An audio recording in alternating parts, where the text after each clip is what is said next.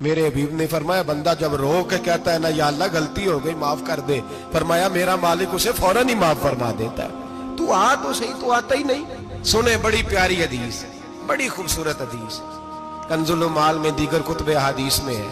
حضرت ابو ہریرہ رضی اللہ تعالیٰ عنہ فرماتے ایک بابا جی نبی پاک کی بارگاہ میں آئے، اور جب وہ واپس جانے لگے تو میں نے عمر پوچھی تو عمر تھی 96 سال۔ کہتے ہیں بزرگ جب آئے نا تو یہ بھویں جو ہے نا ان کی سفید ہو کے تو یوں آنکھوں پہ آ گئی۔ بڑی چھڑی بابا جی نے پکڑی ہوئی اور دونوں ہاتھ پکڑ کے نا چھڑی کے اوپر جھکے ہوئے ہیں ایک جانب۔ قربان جاؤں، کہتے ہیں جب وہ بزرگ مسجد میں داخل ہوئے تو میرے رسول نے کھڑے ہو کے استقبال فرمایا، کھڑے ہو، اور نبی کریم صلی اللہ علیہ وسلم نے آگے بڑھ کے بابا جی کو بازو سے پکڑا اور بٹھایا۔ حضور بیٹھ گئے، کہا بزرگوں کیسے آئے ہو؟ تو کہتے ہیں وہ بابا جی بات کرتے تو آنکھ کھول کے پہلے حضور کا چہرہ دیکھتے، پھر وہ بات کرتے تو ان کے لب و لہجے کے اندر بڑی پریشانی، بڑی تکلیف، بڑی مایوسی۔ عرض کرنے لگے یا رسول اللہ، حضور زندگی ساری گناہوں میں بیت گئی ہے، حضور غلطیاں ہی غلطیاں، یاد ماضی عذاب ہے، یا رب چھین لے مجھ سے حافظہ میرا۔ اے اللہ کے رسول بڑی لمبی فہرست ہے، پاپ ہی پاپ ہے، کالے سیاہ دفتر ہے۔ یا رسول اللہ صلی اللہ علیہ وسلم جب پلٹ کے دیکھتا ہوں حضور مجھے نیکی دکھائی نہیں دیتی۔ حضور اس عمر میں آپ کا ایک صحابی ملا ہے، اس نے بات سمجھائی ہے تو تھوڑا خیال آیا ہے، لیکن یا رسول اللہ صلی اللہ علیہ وسلم اب میرا وجود بیکار ہو گیا ہے، حضور بوڑھا ہو گیا ہوں۔ تین باتیں کہیں بزرگوں نے اور نرالی کہیں، کہنے لگے یا رسول اللہ صلی اللہ علیہ وسلم، حضور اب تو میری کمر بھی سیدھی نہیں ہوتی کہ میں نماز ہی صحیح ادا کر سکوں، بوڑھا ہو گیا ہوں۔ یا رسول اللہ صلی اللہ علیہ وسلم اب میرے اندر طاقت نہیں کہ میں محنت مزدوری کر کے صدقے اور خیرات دے سکوں۔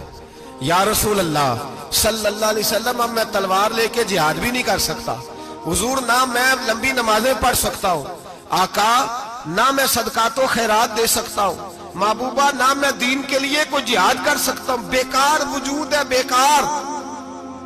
بیکار وجود کو تو گھر والے برداشت نہیں کرتے، بچے دعا کرتے ہیں یا اللہ ابا جی کو پردہ دے دے، اماں کو پردہ دے دے، بیکار ہو گیا ہوں، اور آج آیا ہوں تو مجھ بیکار کو میرا رب قبول کر لے گا؟ آج کلمہ پڑھوں تو بیکار ہوں، کسی کام کا نہیں، نہ نماز نہ صدقات نہ جہاد، قبول کر لے گا؟ حضرت ابو ہریرہ فرماتے ہیں جیسے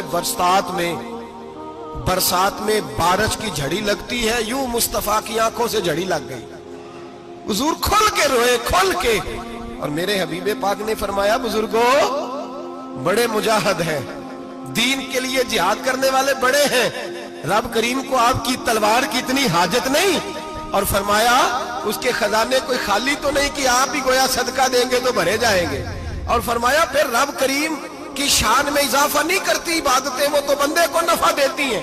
میں بزرگوں نہ آپ جہاد کریں، نہ آپ صدقات دیں، لا لمبی نمازیں پڑھیں، آپ صدق دل سے آ جائیں، اللہ کے رسول کا وعدہ ہے رب آپ کو بغیر حساب کتاب جنت عطا فرما دے گا۔ آنا تو شرط ہے کہ نہیں؟ آئیں تو صحیح، نہ پہنچے تو صحیح، آ جائیں، اس کو نہیں عادت صدقات و خیرات کی، جہاد کی، تبلیغ، آئیں تو صحیح۔ نہ تو آ ہی نہیں رہا، تو گھر میں بیٹھا ہوا ہے، تو سویا ہوا ہے، تو دکانداری کر رہا ہے، تو پیسے گن رہا ہے، تو آیا ہی نہیں، آ تو صحیح۔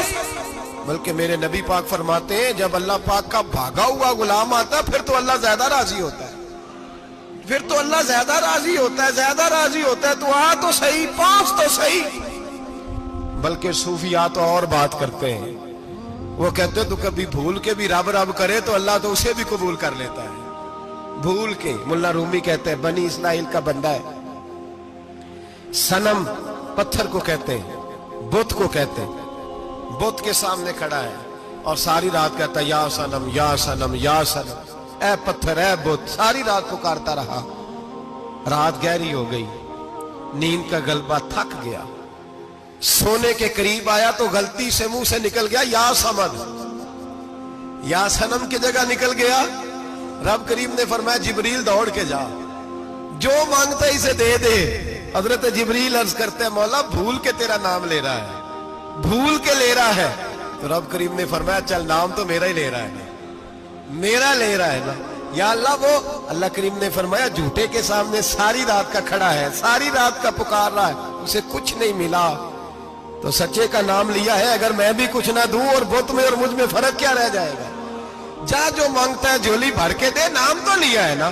او بھائی تو بہانا تو بنانا, وہ آ تو صحیح نا, تو یہاں آ جا, پہنچ جا, آ جا, بس بیٹھ جا, اس کی بارگاہ ناز میں حاضر تو ہونا. تجھے فرصت ہی نہیں.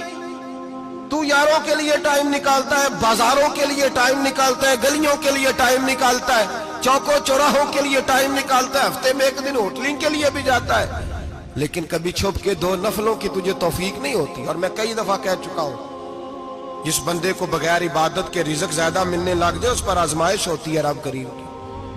اللہ فرماتا ہے اس کو پیسے دو, اسے آنے نہ دینا, اس کو چل پیسے دوڑ جا.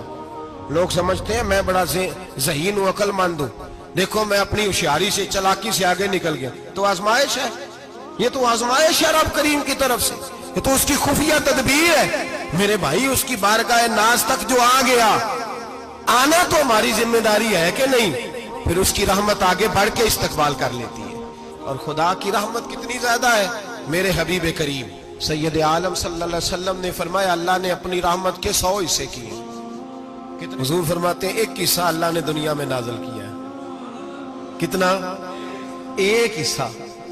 فرمایا یہ جو ماں بیٹے سے پیار کرتی ہے, باپ بیٹے کے لیے مزدوری کرتا ہے, یہ جو بہن بھائی کے لیے روتی ہے, یہ جو بیوی شوہر کے لیے دعا مانگتی ہے, یہ جو بچے ماں باپ سے پیار کرتے ہیں, فرمایا یہ اس 1 رحمت کا نتیجہ ہے, 1 رحمت کا نتیجہ.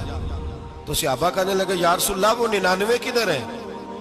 نبی پاک نے فرمایا رب کریم نے سنبھالی ہوئی ہے, قیامت کے دن تمہیں عطا فرمایا.